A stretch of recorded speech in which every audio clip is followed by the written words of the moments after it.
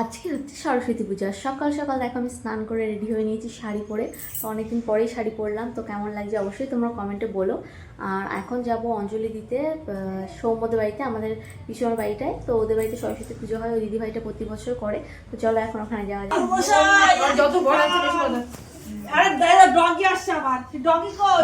লিখেছিস পাগল কই যাই যাও। ওরে বাবা।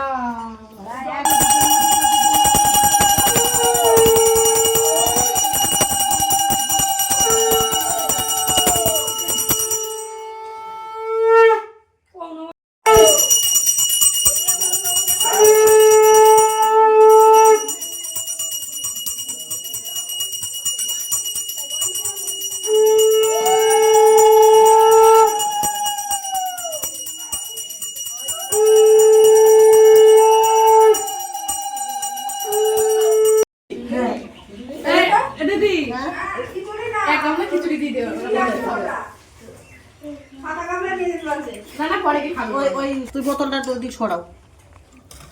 আমাদের বড় দুধ দিয়ে আনাও। আমি ফোন দাও। নাও নাও। আমার ফোন দাও। আচ্ছা ঠিক আছে।